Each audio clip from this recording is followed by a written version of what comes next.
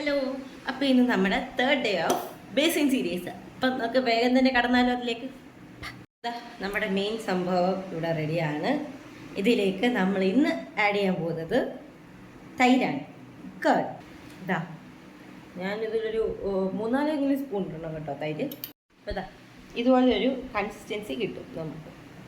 അതിൻ്റെ ബീഫിൻ്റെ പൊടികളൊക്കെ പൊടിച്ച് അത്യാവശ്യം പേസ്റ്റ് പോലെ ആക്കി നമുക്ക് അപ്ലൈ ചെയ്യാം. ഞാൻ ഇത് അത്യാവശ്യം നല്ല മാസ്ക് പോലെ ആട്ടോ ഇടുന്നത്, ഇച്ചിരി അത്യാവശ്യം കട്ടിയിലാട്ടോ ഇടുന്നത്. ഇതാകുമ്പോൾ നമുക്ക് അപ്പോൾ ഒരു മാസ്ക് പോലെ ഇട്ടിട്ട് നമ്മളൊരു 10-15 മിനിറ്റ് ഇത് വെക്കുക. എന്നിട്ടിത് പിന്നെ ഒന്ന് ചെറുതായിട്ട് മസാജ് ചെയ്ത് കൊടുക്കുക. എന്നിട്ടാണ് ഇത് കഴിക്കണം.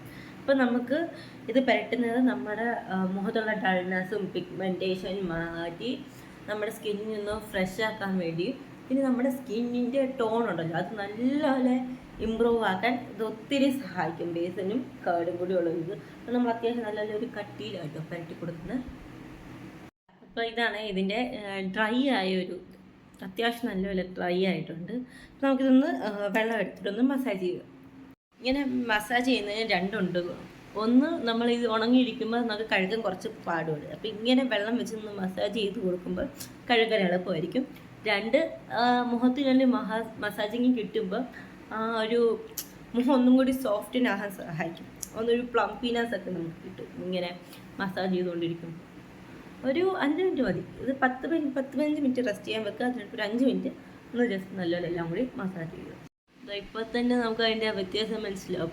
ടാനൊക്കെ റിമൂവും, പിന്നെ സ്കിന്നൊന്ന് ഗ്ലോ ഒക്കെ തുടങ്ങും. നമ്മൾ മസാജ് ചെയ്യുമ്പോൾ തന്നെ നമുക്ക് അറിയാൻ പറ്റും എന്തുമാത്രം നമ്മുടെ മുഖത്ത് ചേഞ്ചസ് വരുമെന്ന്. അപ്പോൾ ഞാൻ എന്തെങ്കിലും 10-15 മിനിറ്റ് എടുത്ത് മസാജ് ചെയ്യുന്നുണ്ടായിരുന്നു. നമുക്ക് ഒന്ന് കഴുകി കളഞ്ഞിട്ട് റിസൾട്ട് ഒന്ന് കണ്ടാലോ. ഇതാണ് ഇതിൻ്റെ ഫൈനൽ റിസൾട്ട്. അടിപൊളിയാണ് കേട്ടോ. ഇതിപ്പോൾ ഞാൻ ഒരു വട്ടം ചെയ്തപ്പോൾ തന്നെ എൻ്റെ മുഖത്തിലെ പിഗ്മെൻറ്റേഷൻ, ടാനിങ് എല്ലാം ഒന്നും പോയപോലെ എനിക്ക് തോന്നുന്നുണ്ട്. അപ്പം നമ്മൾ വീണ്ടും ഒന്നൊരു 2-3 വട്ടം വീക്കിൽ ട്രൈ ചെയ്യുകയാണെങ്കിൽ നമ്മുടെ മുഖത്തിന് നല്ല മാറ്റം ഉണ്ടാകും.